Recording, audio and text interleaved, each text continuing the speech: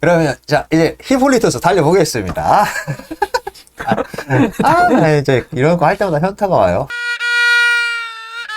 공연 시작을 하면 트로이젠 궁전 앞입니다. 근데 이제 공연 시작하기 전에 간략한 정보 하나 빠르게 알려드리고 가면, 왜 트로이젠 궁전 앞이냐?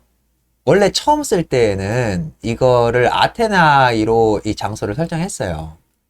그런데 아테나이에서 일어난 일화를 이런 일화를 써? 이래가지고 사람들이 분노한 지점도 있었다고 해요. 그래가지고 수정할 때에는 그래? 그럼 우리나라 걸 말고 딴 데 쓰려는 걸로 해야겠다.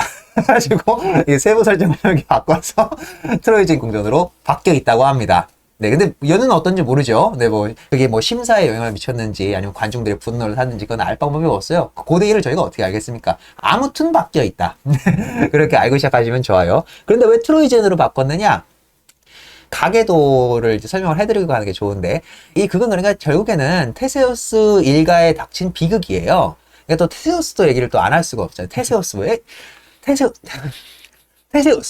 너무 유명하지 않습니까? 여러분, 테세우스는 말이죠, 아테나의 어마무시한 위대한 영웅이에요. 이건 알고 계시죠? 네. 테세우스 하면 가장 떠오르는 미노타우로스.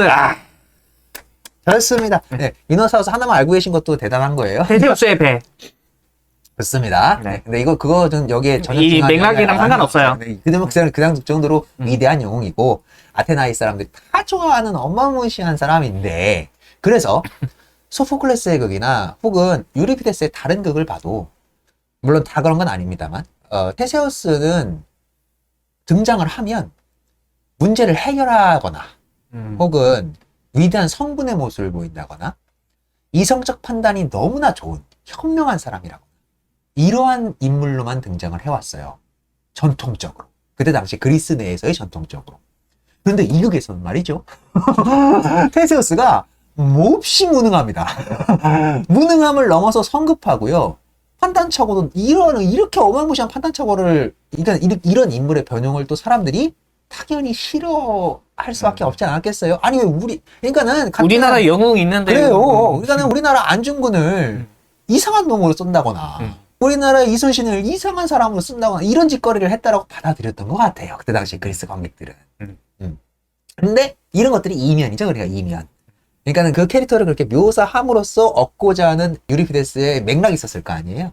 그러니까 그런 지점을 이해해 두시고, 그러면 테세우스의 가계도, 이 가계도랑 여러 가지 세부적인 설화도 내려오는 신화나 혹은 비극 작가가 써낸 내용이나 이런 것들에 따라서 조금씩 다르기도 합니다. 그런데 대부분 아이스킬러스랑 소포클레스까지 올 때까지만 하더라도 고대에 있었던 신화를 심각하게 변형하는 쪽으로 가진 않거든요. 근데 유리피데스는 자기가 전달하고자 하는 메시지를 위해서라면 신화적 변형 그리고 그 인물에 대한 성격 개조, 이런 것을 서슴지 않습니다. 그래서 에우리피데스의 극에는 방대한 스포일러성 프롤로그가 반드시 들어갑니다. 물론 그의 모든 기극이 다 그런 건 아니지만 대부분 그래요.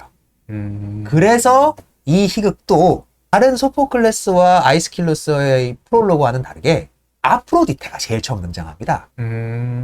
그래서 아프로디테가 이 가정 내에 이런 비극이 있을 거야, 그 비극이 일어나는 이유는 이런 이유 때문이야, 그래서 미래는 이렇게 흘러갈 거야 라는 이 결말까지의 내용을 싹 다 스포합니다. 그래서 이게 현대의 이때 당시 분위기라던가 이런 걸 모르는 사람이 딱 놓고 보면은, 뭐야, 맥 빠지게 왜 이걸 다 스포하고 시작을 해, 이렇게 느껴지는 거예요, 현대인들이 읽기에는.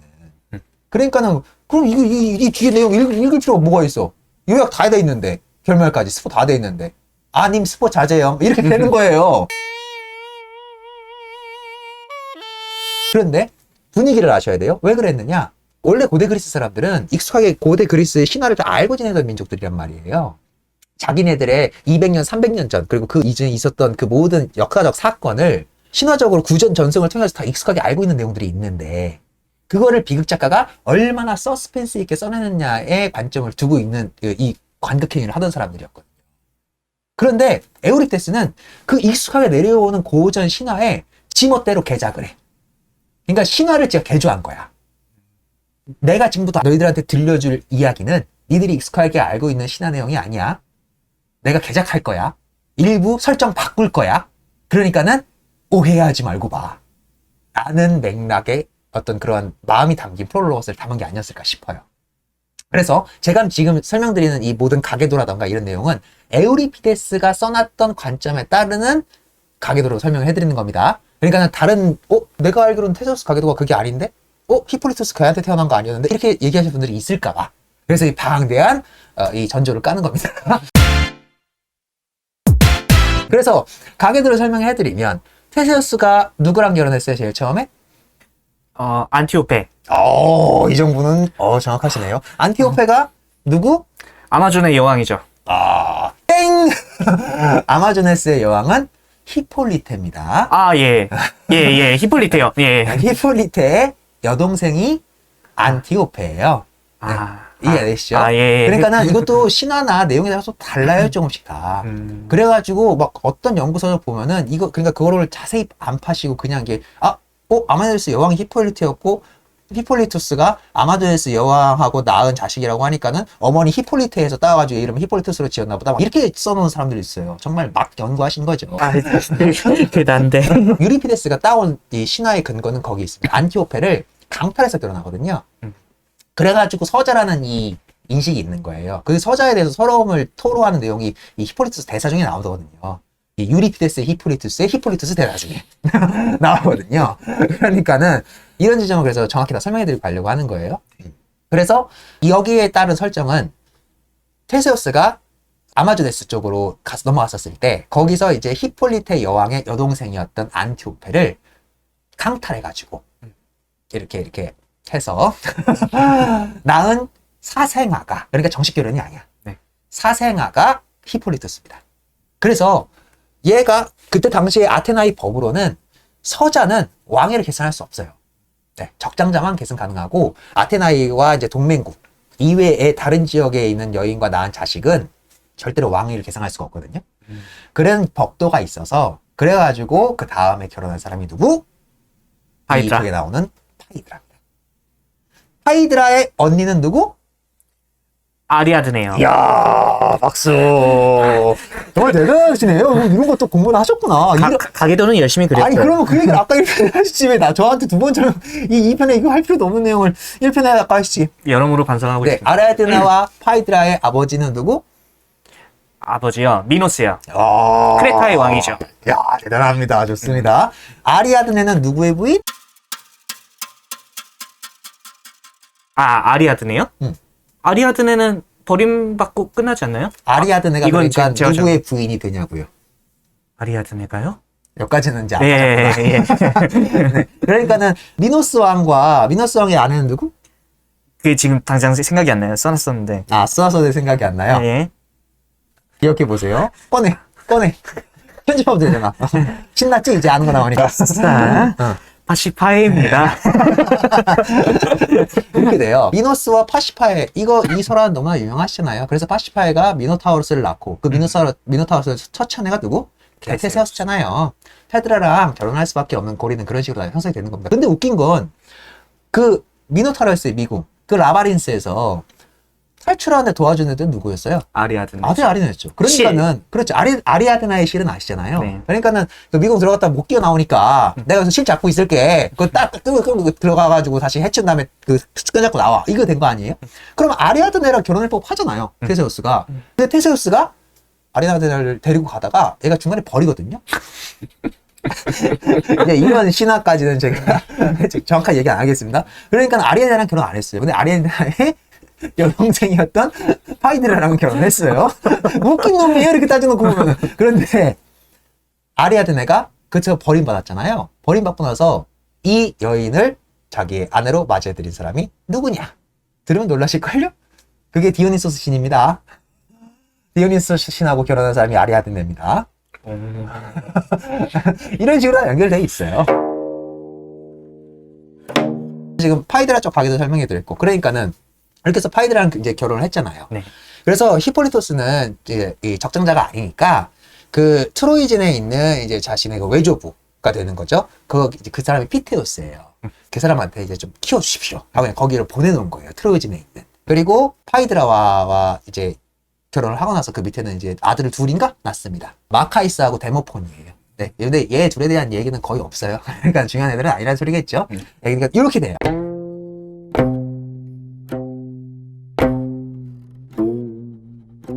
이제 가계도는 그려주셨죠? 네. 네. 주로 이 사건을 이끌어가는 인물은 4명이에요. 테세우스, 히폴리투스, 그리고 하이드라, 그리고 유모입니다. 그리고 이 극은 이 플롯으로도 너무 구조가 탄탄하게 짜여져 있어요. 제일 처음에 아프로디테 신이 등장을 하고요. 그리고 파이드라와 유모가 등장을 하고요. 이것으로 전반부가 다 끝나요. 후반부로 넘어가면 히폴리투스와 테세우스가 등장하고요. 마지막에 아르테미스가 등장하면서 완벽한 대칭 구조를 이루어가지고 하나의 비극으로 끝납니다. 이러한 도식성으로 놓고 보면 이 정도의 완결성을 갖고 있는 에우리피데스의 극이 몇 개 안 돼요. 메데이아 정도예요. 그리고 정말 신기하게도 메데이아랑 히폴리투스는 거의 비슷한 연대에 쓰였습니다. 그 전때에 쓴 거나 후대에 쓴 것들은 구조가 또 다른 식으로 막 얼기설기. 이래서 제가 1편에 MMO라고 얘기 드린 겁니다. 이렇게 하나로 설명해 줄 수 있는 게 없어가지고. 아무튼 이런 극적 완결성은 갖고 있다. 플롯의 구조적 완결성을 갖고 있다. 자, 이제 얘기 안 하고 전반부 정보로만 신문을 까네. 이런 얘기를 일부러 했을 때 다 써야 되는데. 모르는 건 정확히 말하지 않겠어. 예. 그래서 이제 내용 갑니다. 그래서 트로이에서 시작을 하면 아프로디테가 신이 나와요? 와, 신이 나와요. 여러분들 신이 나옵니다. 아프로디테. 진짜 누가 연기해야 될까요? 현대 이거 한다 그러면은 아프로디테 역할 맡아야 되는데 누구를 해야 될까요? 이거 진짜 누가 이걸 자원할지 한지민 정도 될까요? 어쨌든 아프로디테 여신이 나와가지고 이제 얘기를 합니다. 나 퀴프로스야. 내가 지금 빡쳤어. 이렇게 얘기 안 하겠죠. 아름다운 언어와 운율로 쓰여져 있습니다. 네. 그런데 이제 이거 아까 얘기했듯이 다 스포일러를 다 해요. 그러니까는 이 아프로디테가 왜 빡쳤냐면 이 나라에 히폴리투스라는 애가 있는 거예요. 이놈이 나를 상분 여신이라고 하면서 숭배도 안 해. 모욕적인 언사를 하는 것까지는 아니지만 내 누구? 나? 사랑의 여신이야. 근데 얘가 사랑을 죄악시해. 미친 듯? 이렇게 된 거예요. 이 저출산지대에 사랑을 죄악시한다고? 야, 이 미친 거 아니야? 왜 요즘에 애들이 애를 안 낳기도 사랑 안 하기 때문 아니야. 서로 증오하고 혐오하고 그러니까 나라가 개판이 나는 거 아니야? 이 아프로디테 여신을 보라고. 이 아프로디테 여신 사랑의 상징인 나를 경멸하는 저딴 놈이 온데 다니면서 막 사랑질이 나고 다니고 심지어 처녀 여신인 아르테미스만 숭배를 해. 이런 데서 그런 게 느껴져요. 아이스킬러스와 소포클레스 때 나오는 신들과는 다르게 위험이 떨어진다. 굉장히 그러니까는 더 인간적인 면들이 굉장히 더 많이 부각됩니다. 신들한테 있어서. 이것도 유리피데스의 특징이에요. 3배 다 설명해 드릴게요. 네. 설명충 아닙니까? 네, 아무튼 그래가지고 그래서 내가 빡이 쳐서 이 가문에 저주를 내리겠다. 이렇게 되는 거예요. 이게 굉장히 중요한 고리입니다. 그래가지고 저주가 뭐냐? 결말 스포를 다 하는 거니까 그 얘기 미리 안 해드리고 이제 내용을 풀어가면서 가면 되겠죠? 네. 결국에 나를 경멸하고 사악한 여신이라고 불렀던 히폴리투스는 죽게 될 것인데 가장 오명을 쓰고 가장 억울하게 죽게 될 거라. 그리고 그 가장 억울하게 오명을 쓰는 방식은 이 가족들에게 어마어마한 수치와 오명을 안겨주기 위해서 그의 엄마인 헤이드라가 아들격인 히폴리투스를 사랑하게 만들어가지고 파멸시켜버려야지 이렇게 되는 겁니다. 악독. 그리고 걔를 테세우스 아버지한테 죽게 만들 거야. 그 다음에 테세우스한테 내가 그거 한 계략이지롱 이렇게 알려줘가지고 완전 정신 파탄하게 만들어야지 이렇게 시작하는 겁니다. 이렇게 다 알려주고 시작을 해요. 자, 그러니까 이게 익숙하게 알고 내려던 신화의 내용도 골자가 비슷하긴 하겠지만 이런 식으로 신의 개입을 더 적극적으로 만들고 신의 캐릭터를 바꿔놓음으로써 이게 사실 인간한테 굉장히 불편한 소재잖아요. 너무나 불편한 소재란 말이에요. 왜 신이 저렇게 고의적으로 악독한 짓을 이라는 이 거부감을 사전에 상쇄시키기 위해서 이렇게 긴 독백을 통해서 이 긴 프롤로거스를 통해 가지고 미리 내용을 깔아주는 게 아닐까 싶어요. 아니나 다를까? 저기 히폴리투스가 오는군. 나가겠어. 이러고서는 휙 나가요. 아프로디테는 이후로 등장하지 않습니다. 자, 그리고 이제 히폴리투스가 들어와요. 들어오는데 이제 코러스와 같이 우르르 들어오는데 코러스는 이제 사냥꾼 친구들이에요. 왜 웃어? 내가 뭐 얘기만 하면 웃기니? 아니, 상상이 돼서. 그래가지고 친구들 우리 또 오늘 사냥 완전 성공했다고. 그래서 이제 히폴리투스에서 코러스 이거 하면서 막 들어와요.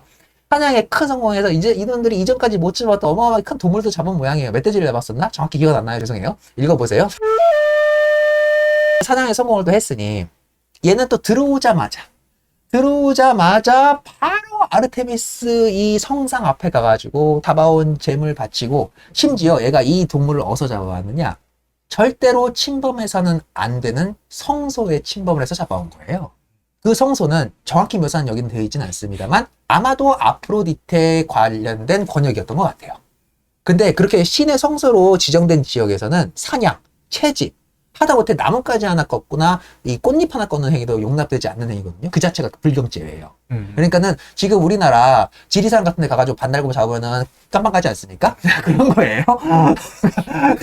그런데 이놈이 거기서 사냥도 했는데 사냥하고 나서 그 절대 꽃 한 가지 꺾어야 되지 않는 그 성소에서 꽃들도 꺾어가지고 화관을 만들어서 이 화관을 아르테미스한테 씌워줘.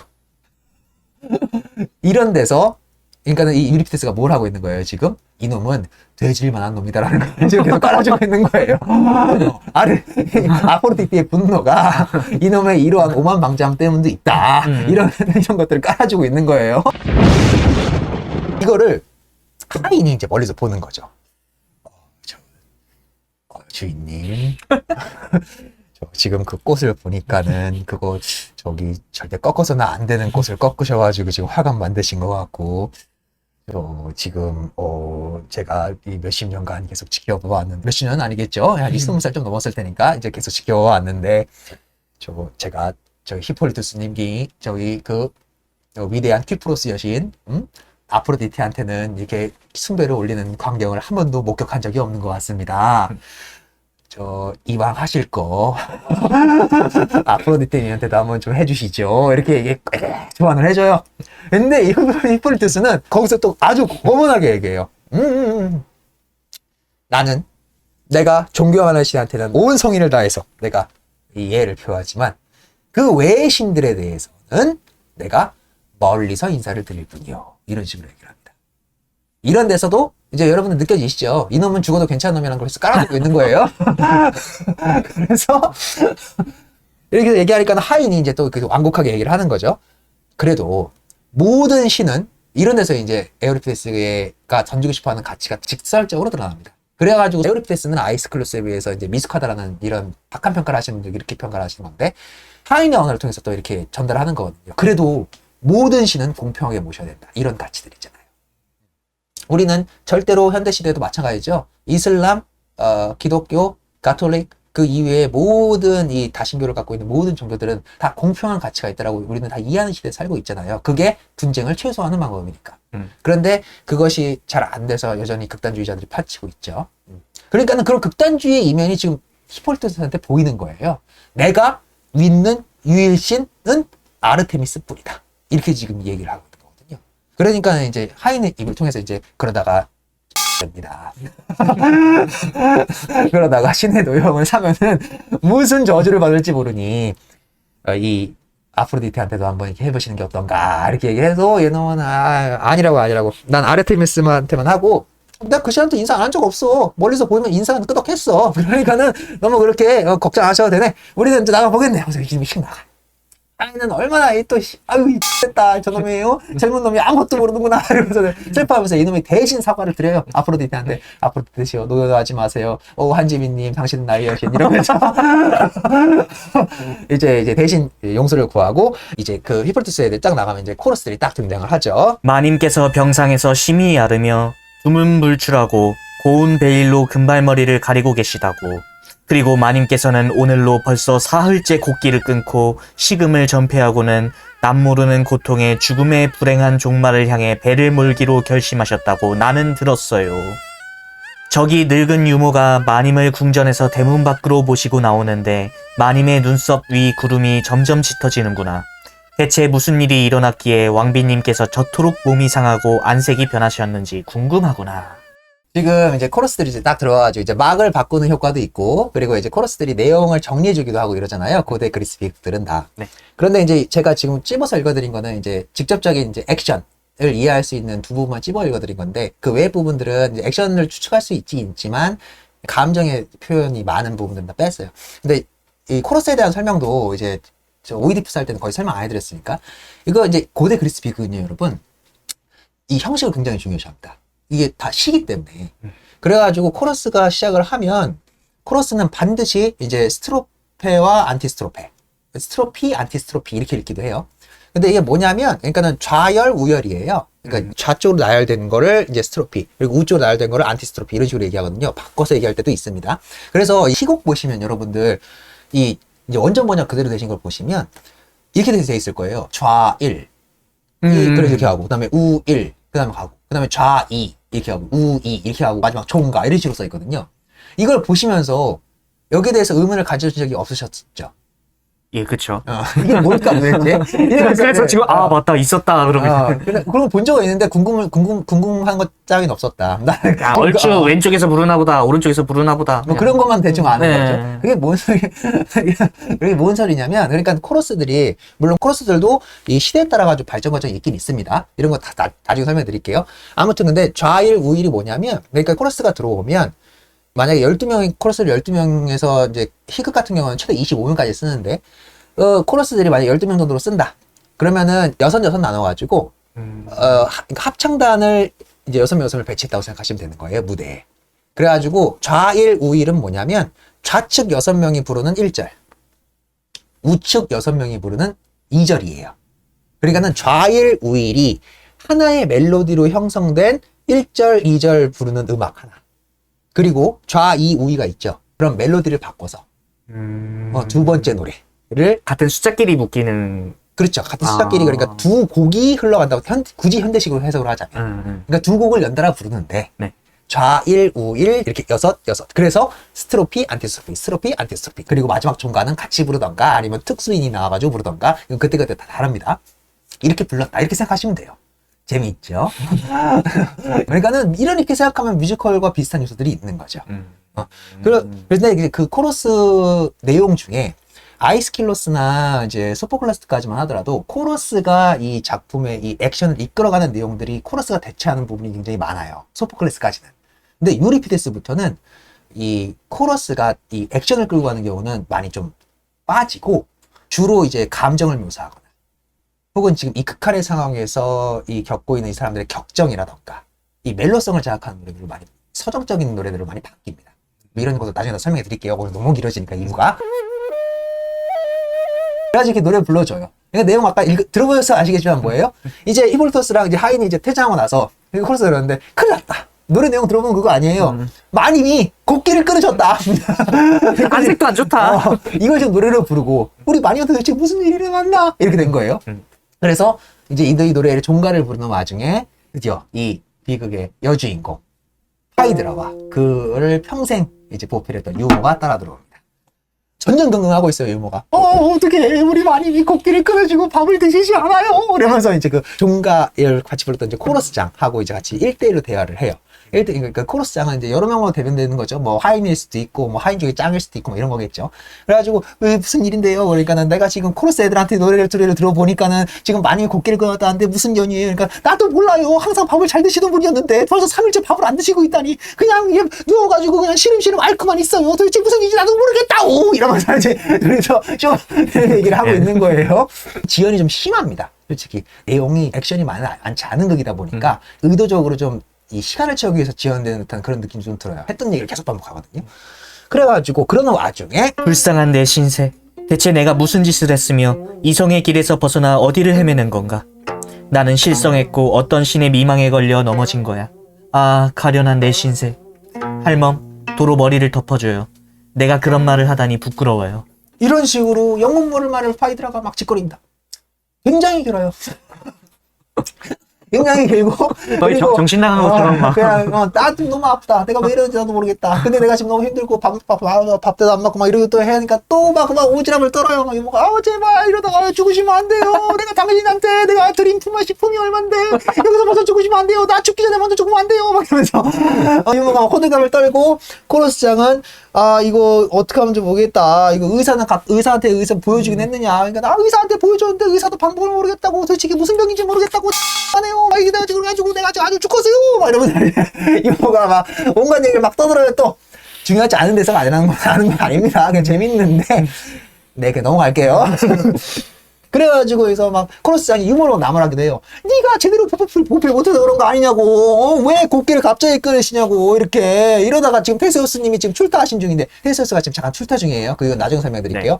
그래가지고 이 출타 중인데 이 사이에 이 파이드라님한테 이 무슨 이 큰 봉변이라도 있으면은 유머 너는 그냥 미노타우로스 그 대가리 마냥 동강이야. 이러면서 어떻게 할 거냐고. 그래서 막 이렇게 하니까 난 끝났어. 내 인생은 했어. 그러니까 밥을 드세요. 너무 기름지게 먹어서 그러나 채소 좀 갖다 드려요.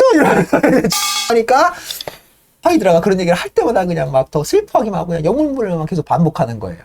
그러니까 이제 방법이 안 서니까는 이제 유머가 이제 막 빌기 시작하죠.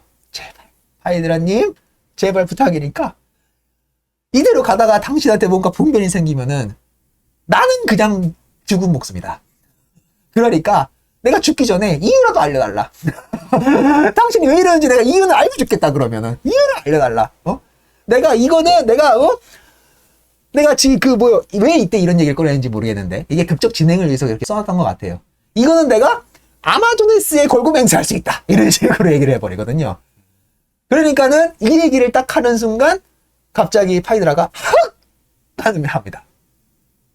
그래가지고 이 반응이 왔다 드디어. 도대체 뭐에 반응했는지 모르겠어. 그래서 유모랑 코러스장이 뭐요? 지금 무슨 말에 반응한 거요?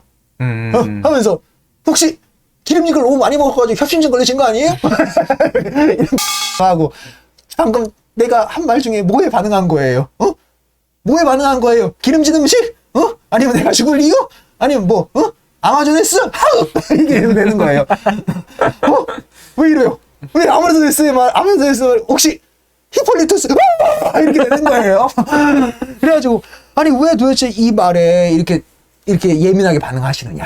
응? 하니까는 할멈이 죽는다 해도 이러는 것이 내 명예를 높여주겠죠. 뭔 소리야? 여전히도 지연하고 있죠. 근데 제가 저 대사를 읽으라고 한 이유는 저게 파이드라의 굉장히 중요한 성격이기 때문입니다. 명예를 중시하는 여자예요. 그러니까는 이 말에 대해서 바로 유모가 얘기합니다. 내 딸이여 무슨 말씀을 하시는 거예요? 마님께서 나를 죽이시는군요. 여인들이여 견딜 수 없어요. 살아서는 나는 그것을 견딜 수 없어요. 가증스러운 날이여 가증스러운 햇빛이여 나 자신을 내던지고 떨어뜨리고 싶어요. 죽어서 삶과 헤어지고 싶어요. 그대들은 잘 있어요. 나는 더 이상 존재하지 않아요. 성숙한 여인조차 본인은 아니라도 역시 나쁜 짓을 좋아하니 말이에요.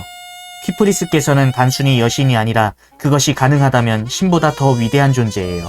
여신께서는 여기 계신 만인과 나와 이 집을 파멸케 하셨어요.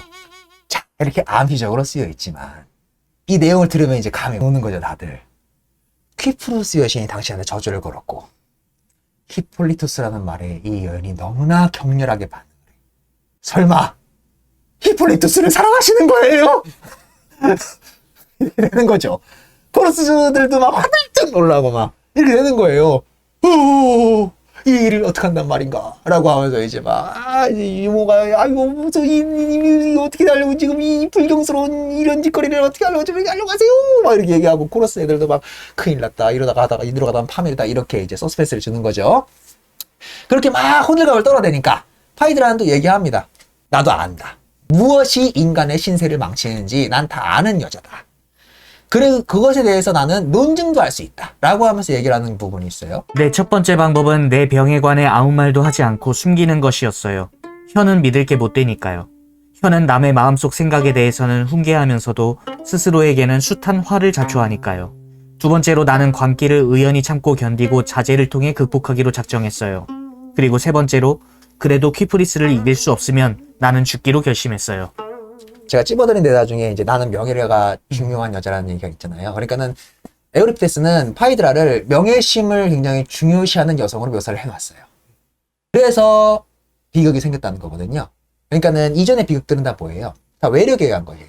외력에 의해서, 신에 의해서든, 뭐 그것이 자신의 실수든, 혹은 어떤 이 가족 내 내역에 쓰여지는 저주든, 뭐든, 내적인 충돌로 인해서 비극이 발생하는 경우를 거의 다루지 않거든요. 소포클레스까지는. 유리피데스는 정확히 내적 갈등을 다룹니다. 자기 안에 있는 명예심과 자기 안에 있는 욕망이 충돌해서 생기는 비극이 있다. 라는 이런 지점들이 에우리피데스에 와서는 조금씩 드러나기 시작합니다. 그래가지고 이런 얘기를 하는 거예요. 그러니까 이 얘기 들어보면 감인지 오시죠. 그래가지고 파이드라가 곡기를 끄는 거예요.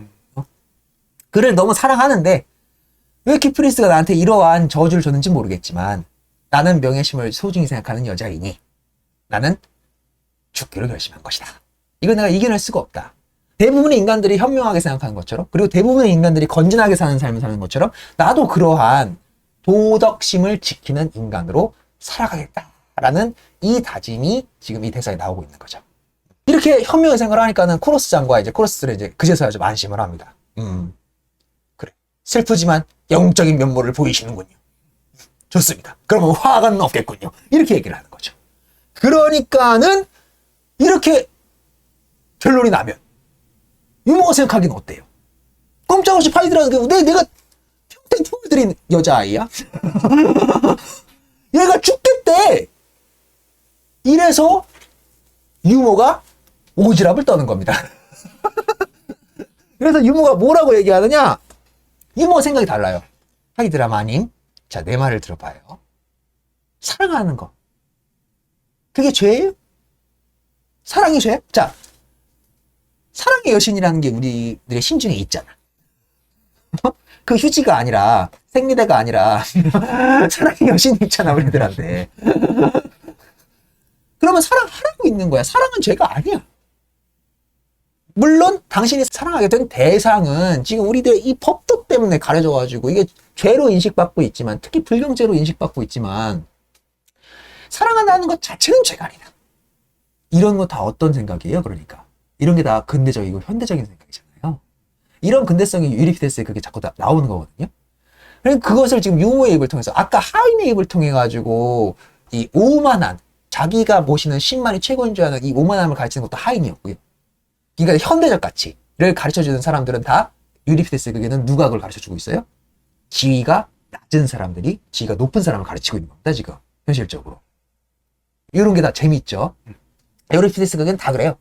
그래가지고 생각해봐라. 사랑은 죄가 아니야. 사랑은 죄가 아니니까 하이드라 마님도 살고 불경죄도 해소시킬 수 있는 방법을 찾아봐야지. 응? 이거 그냥 난데없이 그냥 곡기 끊고 죽겠다고 하면은 이게 무슨 현명한 저 사람 말인가? 응? 이렇게 얘기하는 거죠, 유머는. 그러면서 막 이제 유머는 여러 가지로 설득을 해요. 응? 뭐 미학이라도 써서 미학으로 유추될 수 있는 대목들이 있거든요. 미학이라도 써서 이 히포리투스랑 이제 그런 뭐 이렇게 뭐 술김에 잠깐 좀 해소 좀 한다던가 이런 제안도 하고요. 아니면 뭐 말을 통해서 뭐 이걸 해소해본다고 한다 이렇게 자꾸 이 회유를 하려고 합니다. 그런데 파이드라는 어쩌라고? 그런 거 다 소용없고 나는 그런 거 할 수도 없고 지금 당신 제안하는 그 제안들이 어떻게 현실적으로 일어날 수 있는 방법도 아니지 않느냐. 그러니까 다 관두라고 막 이렇게 얘기해요. 그렇지만 유머가 굳건하게 굴어요. 이래서 제가 아까 오지랖이라고 얘기한 거거든요. 오지랖법, 트롤 짓을 합니다. 마님, 조금 전에는 마님께 닥친 불행이 하도 갑작스러워 내가 몹시 당황했나봐요. 이제는 내가 잘못했음을 알겠어요. 살다 보면 가끔은 두 번째 생각이 더 현명할 때도 있어요. 마님께 일어난 일은 일상에서 벗어난 것도 설명할 수 없는 것도 아니에요. 여신의 노여움이 마님을 엄습한 거예요. 마님께서는 사랑하고 계시는 거예요. 남들처럼. 그게 뭐가 이상해요? 한데 사랑 때문에 마님께서 목숨을 버린다고요? 사랑하고 있거나 사랑하게 될 사람이 그 대가로 목숨을 바쳐야 한다면 사랑이 무슨 덕이 되겠어요. 자, 사랑하는 내 딸이여, 어리석은 마음일랑 버리세요. 교만한 마음일랑 버리세요. 신들보다 더 강력하기를 바란다면 그게 교만이 아니고 무엇이겠어요. 사랑을 맞을 용기를 내세요. 그것이 신의 뜻이에요. 마님께서 병에 걸렸다면 그 병을 물리칠 좋은 방도를 생각해내세요. 마법도 있고 주문도 있어요. 지금 이 병에도 분명히 약이 있을 거예요. 우리 여자들이 방도를 찾아내지 못한다면 남자들이 물론 뒤늦게 찾아내겠죠. 이런 식으로 유머는 궁극하게 호소를 하고 이 파이드라를 회유하려고 합니다. 그래서 파이드라가 그럼 방법이 뭐냐고 했지. 그래서 아까 뭐 미약 제시하고 뭐 이렇게 얘기하잖아요. 하는 와중에 이제 도저히 이제 유모도 파이가 죽는 꼴을 보기 싫으니까 그럼 히폴리투스한테 솔직하게 얘기는 한번 해보자. 혹시 아냐? 그냥 입 다물어 줄지? 그냥 얘기를 해보자. 그러니까는 그 불경스러운 주둥이 당장 닥치거라. 어떻게 그런 말을 함부로 할 수 있단 말인가? 그러니까 유모가 아니 이건 가능성이 있어요. 제가 제 목숨을 걸고 마니의 병을 낫기 위해서 이런 것을 해서 해소해보고자 하는 것이니 마님도 이성을 갖고 이걸 지금 통제하려고 하시니까 그것을 도움을 주기 위해서 히폴리투스님한테 도움을 청해보자. 이렇게 얘기를 하는 겁니다. 그러니까는 파이드라는 절대 안 된다. 얘기하면 절대 안 된다. 이렇게 끝까지 만류를 하는데 유모가 오지랖을 부리면서 일단 저를 믿어보세요. 이러고 나가버립니다. 그러니까 파이드라가 야! 너 절대 너 절대 잘한다! 이러면서 이제 막이 끝나면서 코러스의 이야기로 싹 이제 장면이 넘어갑니다. 여기서 이제 코러스가 쭉 또 노래를 불러요. 코러스 내용은 뭐 아까 얘기했듯이 별 액션의 진정은 없고요. 그냥 대충 그런 내용이에요. 됐다. 비극이 올 것 같다. 안 올 것 같았는데 다시 올 것 같다. 이런 내용이에요. 그러고 나서 이제 코러스가 한창 노래를 부르고 있는 와중에 이걸 도중에 또 끊습니다. 파이드라가. 이러한 도식은 또 에우리피데스극에 아주 자주 등장합니다. 이전에 두 작가는 이런 도식을 잘 안 취해요. 노래 중간에 코러스가 노래를 중간에 끊어? 이런 거는 액션상에 없었던 내용이거든요. 그런데 갑자기 파이드가 이래요. 코러스들 그만! 조용히 좀 해봐요! 이렇게 갑자기 확 끊습니다. 코러스의 노래를. 그래서 왜요? 다 쳐다보면 지금 이 뒤에서 히폴리투스와 유모가 떠드는 소리를 들어보세요. 난 됐어요. 얘기하고 있는 거예요. 그래가지고 무슨 내용인데요? 왜요? 도대체 그 소리 무슨 얘기를 하고 있는데요? 모르겠어요. 근데 히폴리투스가 소리치는 소리만 들려요. 이 간교한 뚜쟁이, 이 간교한 사악한 뚜쟁이 같으니라고 네가 감히 그런 어떤 입에 담지도 못할 천한 말을 그렇게 지금 내 앞에서 하고 있냐고. 히폴리투스가 소리치고 있어요. 내 인생은 끝났어요. 막 이런 식으로 얘기를 해주는 거예요. 이러면서 장면이 막 흘러가죠. 흘러가는 와중에 이제 그 뒤에서 이제 막 이렇게 막 히폴리투스가 하고 있었겠죠. 유머라. 그러니까는 그러는 와중에 히폴리투스가 전면으로 그냥 확 뛰쳐나옵니다. 무대 전면으로 확 뛰쳐나오면서 질러대는 말이 있죠. 오 제우스시여, 그대는 왜 인간에게 위선적 재앙인 여자들을 이 세상에 내놓으셨나이까? 인간 종족을 이어가는 것이 그대 뜻이라면 굳이 여자를 통해 그러실 필요는 없으니까요. 아니, 인간이 그대의 신전에서 황금이나 무쇠나 많은 청동으로 저마다 자기 재산에 알맞은 대가를 지불하고 자식의 씨를 사가지고 여자들 없이 자유롭게 집에서 살면 될 것을. 이런 식으로 막 저주 어린 말을 막 내뱉습니다. 그러니까 이런 데서도 아까 처음부터 계속 설명했지만 히폴리투스는 이런 점 때문에 죽을 만한 놈이다라는 지금 그걸 계속 깔아주고 있는 거예요. 그러니까 지금 히폴리투스 말 가만히 듣고 있다가 어때요? 극도의 여성 혐오적인 기질들이 막 느껴지시죠. 그러다 보니까 자연스럽게 이 사랑의 여신 아프로디테에 대한 이 존경심도 없고 이런 것들이 자꾸 보이는 거잖아요.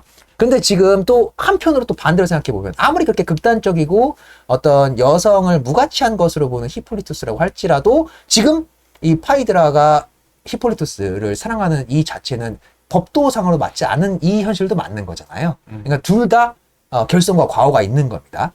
이렇게 해가지고 이것도 어마무시하게 길거든요. 이 모욕적인 언사를 파이드라를 받는지 안 받는지 모르겠어요. 무대 전면으로 뛰쳐나왔으니까. 그 무대 전면으로 유모와 히폴리투스가 뛰쳐나올 때 파이드라는 숨었을지도 모르는 일이죠.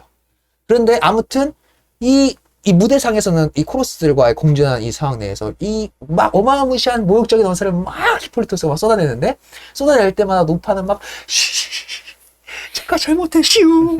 제가 뒤에서 말씀드렸잖아요. 그냥 저희 우리끼리 끝내자고. 왜 온데 다 사방팔방 떠들고 이거 다 죽어요. 했는데도 히폴리투스는 내가 뭐 잘못했어? 내가 뭐 잘못했어? 야, 더러운 짓 하려고 하는데 양주를 끌어내가지고 그 온데 다 알리는 거. 이게 뭐 잘못한 일이야? 이런 식으로 너무나 강력한 선을 주장하는 것이 어떤 또 다른 과오를 저지르고 있는지가 히폴리투스를 통해서 발견이 되는 거죠, 지금. 이러면서 온갖 자기는 이미 선으로 치장하고 있으니 모욕적인 언사 내뱉어도 괜찮다 이 입장 아니에요, 지금. 그래서 유모가 제발 부탁이에요. 파이드라 마린과 약속해. 슈. 지금 얘기하면 다 죽는 거요. 당장 나부터 죽어요. 이러면서 말리려고 하는데 절대 굴하지 않고 자기 할 말 곧꼬짓 다 해놓고서는 그래. 이미 여기 들은 사람들 몇 명 있을 텐데 이 이상은 내가 발설하지 않겠네. 다만 후에 이 일 가지고 또 얘기가 나올 경우에는 나는 그때는 우리 아버님한테 솔직하게 이 사건을 말씀드리고 이 당당한 여인을 처벌하도록 하겠네. 내가 이 일은 여기서 이제 그만하지. 이미 지 분 다 풀고. 그러고서는 히폴리투스가 퇴장합니다. 이러니까 파이드라 유머랑 사이랑이 보지 않았겠어요, 이렇게? 이렇게. 그래서 난 끝났어. 우리가 이모가 난 많이 볼 낯이 없어. 그래가지고 파이드라가 이제 끝났다면서 막 유머 막 질책해요. 막 질책하고 너 때문에 내 인생 다 망쳤다 어쩌다 또 하면서 이 감정 풀이를 한 다음에 조용히 이제 나는 죽을 것이다 라는 그런 암시성 말을 남겨두고 무대 뒤로 들어갑니다. 그러면 또 프로스들이 이 일이 어떻게 진행되는 거지 이런 식의 노래를 잠깐 부르는 와중에 유머가 급히 따라 들어가지만 파이드라가 목을 메어서 자살을 하게 되죠. 그래서 이제 막 저 뒤에서 또 뭐 그런 소리도 들려오는 거예요. 제발 뭐 칼을 가져와요. 우리 마님이 목을 메시오. 하면서 코러스들 막 들어가서 한바탕 난리통이 나겠죠. 그렇게 난리 바가지가 나니까 이제 때마침 테세우스가 드디어 긴 방랑 생활을 끝내고 돌아왔습니다. 이것도 이제 신화의 일설에 따라서는 조금씩 내용이 다른데요. 유리피데스가 쓴 것을 근거로 놓고 이제 볼 신화는 왜 방랑을 떠나고 있었느냐? 이 1년간 방랑을 떠나는 게 이제 추방형을 받았던 거였거든요. 내용 알고 계세요?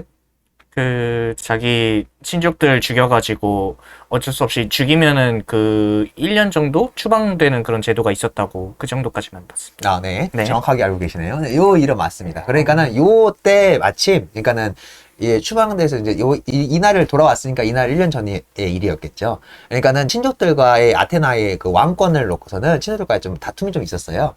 그 중에 이제 살해를 하게 됩니다, 테세우스가. 그래가지고 이제 그것에 대한 죄가로 1년 동안 이제 추형을 받아가지고 그래서 방랑 생활에 들어간 거예요. 그 일화를 지금 여기에 이제 손을 갖다 써먹은 거죠. 그래가지고 요때 딱 마치고 들어옵니다. 방랑 생활 마치고 들어왔더니 왕비가 죽어있네? 그래서 테세우스가 이거 어떻게 된 일이야? 당장 이거 어떻게 된 일이라고 하니까 다들 얘기 못하죠.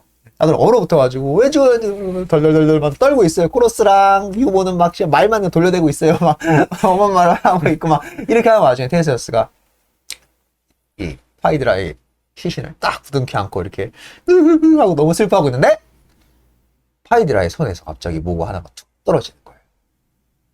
이게 뭐야? 하고 딱 봤더니 타블렛. 그러니까는 이때 당시에는 이제 고대니까 그러니까는 이 글 같은 걸 남겨놓는 거를 종이가 아니고 파피루스가 아니고 나무 석판이나 돌로 된 석판 이거를 두 쪽에 써가지고 이렇게 탁 붙여가지고 이거를 이렇게 칠로 이렇게 묶어가지고 이거를 읽는 서책으로 썼대요. 그래서 제가 읽은 번역판에는 이게 이제 그 타블렛 정확히는 그러니까는 석판으로 되어 있고 어떤 번역본에는 그냥 편지로 되어 있고 이래요. 그러니까 이해를 돕기 위해서 그렇게 번역을 하신 거겠죠. 아무튼 그게 똑 떨어지는 거예요. 그래가지고 이걸 펴서 딱 읽었더니 웬걸 여기에 명예를 중요시했던 파이드라가 거짓 편지를 써놓은 거죠. 그러니까는 거짓 편지의 내용은 뭐냐면 그러니까 이런 것 때문에 또 이거 해석은 다 3편에서 얘기 드릴게요. 아무튼 근데 명예를 중시했던 여자라서 거짓으로 편지를 써놓을 수밖에 없었다라고 해석하시는 분들이 이제 좀 있는데 그러니까는 자기 명예가 훼손될까봐 거짓으로 편지를 썼다는 해석이에요. 근데 이런 해석 지점은 다 나중에 설명해 드리고 저는 좀 이상하긴 한데 아무튼 그러니까 그 거짓 편지의 내용은 뭐냐면 자꾸 더듬네 얘기하기 좀 이게 힘들어서 그래요. 그런 게 거짓 편지의 내용이 이제 히폴리투스가 자기를 성폭행했다 이거예요. 이렇게는 안 써놨죠. 이게는 정확히는 히폴리투스가 당신이 없는 사이에 폭력으로 나의 침상을 범했다. 정확히는 당신의 침상을 범했다. 이런 식으로 묘사를 해놓거든요. 그러니까는 이제 테세우스가 이제 이런 뭐라고? 이제 있을 수 없는 일 아니에요. 그래가지고 여기서 이제 테세우스가 누발대발합니다. 막 소리 질러대고 너 알고 있었어? 너 알고 있었어? 나한테 왜 얘기 안 했어? 이러면서 막 너 알고 나서 소리를 꽉꽉 질러대니까 히폴리투스가 이 소리를 듣고 사사삭 들어오는 거죠. 아버지 도대체 무슨 일이십니까? 왜 이렇게 오랜만에 돌아오셨는데 왜 이렇게 오시자마자 이렇게 진노하고 계십니까? 라고 들어오는 순간 바로 이 파이드라 시신 있고 막 아사리판 나 있고 테세우스 막 자기를 막 실제로 쳐있고 손에 뭐 이상한 거 들려 있고 이러니까는 히오리도 정리가 안 되죠. 그러니까는 테세우스가 이제 너 이런 내가 알고 있었느냐? 네가 내가 없는 사이에 내가 지금 네가 침상을 뺏으려고 하더라. 이 서자놈의 새끼 내가 이거 아무리 그래도 내 아들내미라 가지고 이거 잘해주고 막 그래서 내가 외손녀한테 보내가지고 이만 잘하셔야 된다. 아무도 안 보이는 거죠. 그러니까 이런 성급함은 또 테세우스한테 없던 캐릭터란 말이에요. 이전 신화 속에서는. 근데 이렇게 나오는 겁니다. 그러니까는 히폴리투스가 여기서 잠깐만. 근데 히폴리투스는 여기서도 자기의 명예를 지키기 위해서 진실을 얘기하지 않습니다. 다만 뭐라고 얘기하냐면 항변만 해요. 항변도 되게 길어서 읽어드리면 좋은데 지금 시간이 많이 지났으니까 꼭 그리고 이 오이디푸스가 크로노스 오이디푸스에서 크레온한테 논증할 때 꼭 세 가지로 논증하잖아요. 여기서도 꼭 세 가지로 논증을 해요. 아까 파이드라도 세 가지로 논증하잖아요. 극한의 감정이 이만큼 올라있는 상태에서도 세 가지로 논증하잖아요. 여기서 히폴리토스도 세 가지로 논증합니다. 아버지, 돛을 놓으시려 하지 마시고 제 얘기를 좀 들어주세요. 첫째, 저 아직 수총각입니다. 전 제 씨앗을 본 적이 없어요. 이거는 내가 아르테미스님한테 맹세할 수 있다. 두 번째, 그리고 아버지 생각해보세요. 어느 바보가, 제가 아무리 서자라고 할지라도 어느 바보가 왕권이 탐이 난다고 자기의 어머니를 겁탈하려고 들겠습니까? 이거 진짜 논리적으로 맞는 말이잖아요. 이건 또 차라리 아버지랑 싸우고 말지 왜 어머니를 겁탈합니까? 어느 바보가. 세 번째, 아버지, 제가 아무리 서자 출신이라고 하지만 제가 명예와 명성을 얼마나 중시하는지는 아버지도 익히 알고 계시지 않습니까? 왜냐면 물론 이 설화 이후에 생긴 어떤 예식이라고 얘기하는 사람도 있고, 유리피데스가 이런 일화를 통해 가지고 그러한 왜냐면 그 당시 그리스 어느 한 지역에 히폴리투스 경배라는 어떤 이러한 예절 의식이 있었다고 해요. 그러니까 그런 예절 의식이 생기게 된 기원을 이렇게 이야기로 설명해주는 방식으로 이 얘기를 썼다는 얘기도 있거든요. 그러니까는 히폴리투스는 그만큼 여기서는 이게 묘사가 한신만을 섬기는 오만한 놈으로 묘사가 되어 있긴 하지만 그 당시 그리스 사람들은 히폴리투스 하면은 이성과 금욕과 절제와 예의 이런 것의 화신이에요. 그래서 굉장히 명예롭게 여겼답니다. 히폴리투스 경배 자체를. 그래가지고 명성과 내 명예를 굉장히 소중히 하는 그런 자식인지를 알고 계시지 않느냐. 그런 내가 내 명성에 흠집이가 바보 같은 짓을 내가 왜 하겠냐. 이렇게 세 가지로 논증을 딱 하는 거죠. 그런데 테세우스는 믿지도 않고 듣지도 않습니다. 이미 선을 넘었어. 그래가지고 너는 입만 열면 지금 거짓말을 하고 있구나. 이러면서 내가 너한테 저주를 내리겠다. 내가 포세이돈, 내 위대한 아버지 포세이돈. 뭐 이건 또 사람마다 또 다릅니다. 아이게우스라는 얘기도 있고, 뭐 포세이돈 얘기도 있고 이렇잖아요. 근데 내가 포세이돈, 내 아버지한테 내가 세 가지 소원을 받기로 되어 있었는데 그 세 가지 소원 중에 하나 이미 너를 죽이게 해달라고 썼다 임마. 이러면서 온갖 막 악담과 저주를 막 퍼붓습니다. 당장 꼴도 보기 싫으니까 나와버려라 이렇게 얘기하죠. 그러니까 히폴리투스가 아버지 이런 데서도 지금 아버지가 이성을 잃었다는 증거입니다. 아버지가 지금 저를 죄인이라고 확신하고 계신다면 지금 당장 아버지 손으로 저를 차라리 죽여주십시오. 그리고 그렇게 하면 될 일이지 왜 자기 손을 더럽히려고 하지 않고 그걸 또 신에게 의탁하십니까? 이런 식으로 또 얘가 또 나옵니다. 이런 데도 강단이 좀 있어요. 또 히폴리투스가. 그러니까는 네가 그만큼 불교한 놈이니까 내 손을 더럽히기 싫다 임마. 그리고 이미 포세이돈한테 빌었으니 너는 꼼짝없이 죽을 수밖에 없다. 이러면서 이러진 않았겠죠. 이러면서 꼴도 보기 싫으니까 당장 꺼져라. 이렇게 나와버리는 거죠. 그러니까 히폴리투스가 저에게 증언할 시간조차 주지 않으시고 일방적으로 이렇게 저를 추방하십니까? 저에게 재판을 할 수 있는 권한도 지금 빼앗으십니까? 그러니까는 불경죄를 저지른 놈한테는 재판 따위 필요 없다. 이런 식으로 비이성적으로 나와버리는 거죠. 테세우스가. 이러니까는 히폴리투스는 절망하고 퇴장합니다. 그러니까 이제 그의 친구들로 이루어진 코러스와 그리고 이제 그 유모 쪽과 파이드라 쪽에 있었던 코러스들 있죠. 이 사람들이 이제 이 일을 어떻게 할 것인가, 정말 이 어마어마한 비극이 나타나고 또 비극이 비극을 또 불렀구나, 뭐 이러면서 이런 노래들로 쭉 이어가요. 씁쓸하구만. 그런 노래를 쭉 이어가는 와중에 이제 갑자기 오랜만에 등장합니다. 사자가 들어옵니다. 그래서 큰일 났습니다. 대왕이시여, 지금 어마어마한 일이 일어났습니다. 라고 하면서 들어오는 거죠. 그러면서 이제 히포리토스한테 일어났던 일을 설명을 해줘요. 사자의 언어로. 그러니까는 어떻게 병고를 당한 거냐면, 히포리토스가 이제 절망한 상태에서 이렇게 내가 이 누명을 쓰고 이런 상황인데 신들은 나를 구원해주지도 않고, 심지어 아버지는 신하고 너무 가까운 존재여서 심지어 신이 나를 죽이려고 하는 거야. 신들에게 내가 그럼 직접 가서 항변해야겠다 라고 생각을 해가지고, 히포리토스가 말을 굉장히 사랑하거든요. 여성은 끔찍이 싫어하는데 말은 겁나 사랑해요. 그래가지고 이 말을 이제 타고, 전차에 타고 그 아르고스 쪽에 있는 해안 쪽으로 막 달렸다는 거예요. 막 달려가서 해안가에 가까워지는데 갑자기 제우스의 벼락이 빡 하고 내려치면서 막 바닥이 콱 터지고, 터지는 그 순간 갑자기 어마무시한 파도가 우악 하고 하고 오더니 히폴리토스 전차 앞에 꾹 쏟아졌다는 거예요. 그리고서는 꽉 쏟아지고 나서 그 파도가 싹 이렇게 벗겨지니까 그 파도 속에서 웬 황소 괴물이 이러면서 서 있던 거예요. 이 무시무시한 황소의 놀란 말들이 그때부터 이성을 잃고 막 폭주하기 시작합니다. 그래가지고 막 도망치기 시작해요. 근데 히폴리토스 말을 듣지 않아. 말아! 내 말을 들어! 이러면서 막 이렇게 막 자중을 시키려고 하는데 자중이 안 돼. 말들이 막 너무 공포스러워가지고 막 달리기 시작한 거야. 근데 그 황소가 막 따라붙어. 막 따라붙어가지고 이 전차를 이 뿔로 이렇게 들이받습니다. 그래가지고 이게 전차가 이렇게 탁 나동그라지면서 이제 이 끈, 이거하고 이렇게 해서 막 이 히포리토스 여기다 엉켰겠죠? 그래가지고 이거를 고삐를 잡고 이제 막 서라 하는데 말들이 미쳐가지고 계속 달린 겁니다. 그래가지고 히포리토스가 거기에 매달려가지고 질질질 끌려다니면서 넝마가 된 거예요. 이렇게 돼가지고 지금 어마무시한 중상을 입으셨다.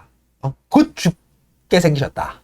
이렇게 사자가 얘기를 해주는 거죠. 그래서 코러스들하고 막 이 사람들은 막 일 어떡한단 말인가 이러면서 막 슬퍼하는데, 테세우스는 하하하하 잘됐다, 내 저주가 드디어 실현됐구나, 아버지 감사 땡큐 이러면서 너무 좋아해. 이런 데서 이 테세우스의 영웅적 명문 다 어디 갔는지. 그러면서 당장 또 심지어 부상당해서 다치고 하는 그 아들 레미를 보고 싶다고 데려오라고 합니다. 씁쓸하구만. 이러니까는 이 얘기가 딱 끝나는 그 순간에 갑자기 하면서 갑자기 지붕 위로 기계장치의 신. 왜 웃어? 아르테미스가 갑자기 사 하고 내려옵니다. 이 멍청한 테세우스야, 네가 지금 무슨 짓을 하고 있는지 알고 있느냐? 라고 하면서 쫙 내려오는 거죠. 그러니까 아까 구조 설명해드렸죠. 처음에 아프로디테의 저주를 시작해서 아르테미스의 이 사단을 이제 해결하는 이 부분으로 이제 끝나게 되는 거예요. 그래가지고 테세우스가 그게 무슨 소리십니까? 아르테미스 시없다 얘기하니까 이제 여기서 이제 아르테미스의 입을 통해서 히프로스의 계략이었고 이런 것이었고, 타이드라가 그런 거짓 편지를 쓴 이유는 자신의 명예심 때문이고, 이걸 정말 친절하게 다 설명을 해줍니다. 그러니까는 이런 지점에서 지금 이야기를 들으시면서도 알겠지만 도대체 왜 그런 이렇게 의문점 부호가 자꾸 찍히는 그런 액션들이 많잖아요. 근데 이런 부분들을 자기의 입장에서 설명을 하려고 하다 보니까는 그래서 신의 언어를 빌리는 겁니다. 그래가지고 신의 언어를 빌려서 이런 것 때문에 그녀는 이런 행동을 합니다. 이런 것 때문에 그녀는 이런 행동을 합니다. 이런 것 때문에 히폴리토스는 이런 행동을 합니다. 라는 것을 아르테미스의 입을 통해서 설명을 해줍니다.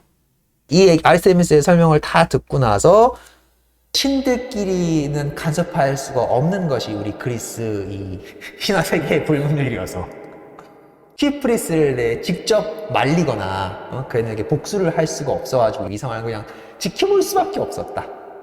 하지만 나는 너의 그 영웅적 면모를 기대하고 이 일을 잘 해결할 것이라고.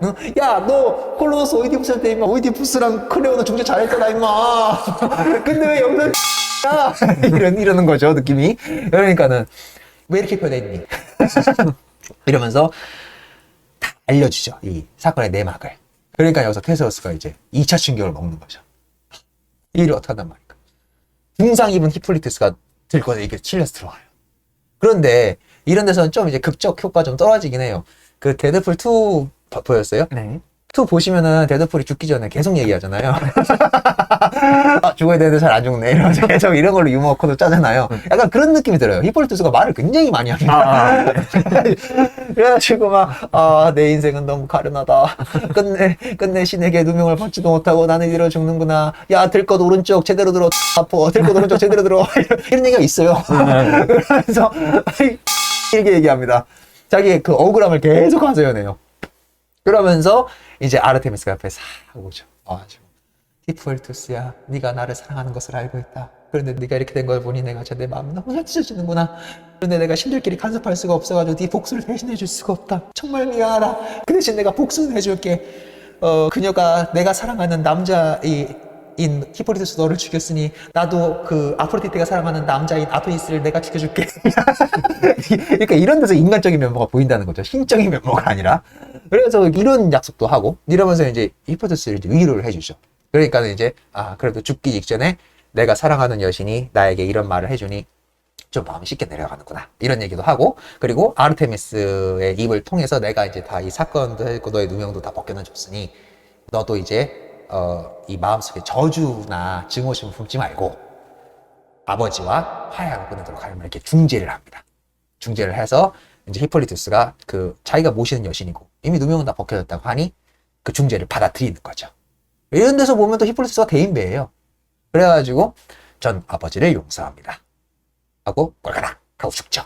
그러니까 테세우스가 주검이 된 아들을 끌어안고 너무 슬퍼하면서 맨 마지막 코러스들의 종가를 하면서 모든 시민의 몫인 이 슬픔은 예상하지 못한 것이었노라. 그런 만큼 눈물은 하염없이 흘러내리리라. 위대한 사람들에 관한 슬픈 이야기일수록 우리 마음을 더 슬프게 하는 법이니까.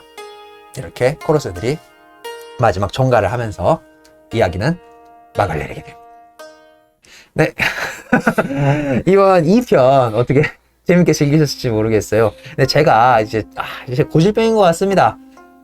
이 위대한 비극도 자꾸 이렇게 희화시키려는 이 못된 습성 때문에 여러분들에게 이 비극의 정수가 제대로 전달 안 됐을지 모를지 어쩐지 모르겠어요. 그런데 최대한 그럼 어떤 비극성을 얘기하려고 했던 건가, 뭐 이런 지점도 한번 3편에 한번 자세히 풀어보도록 하겠습니다. 3편에서 뵐게요.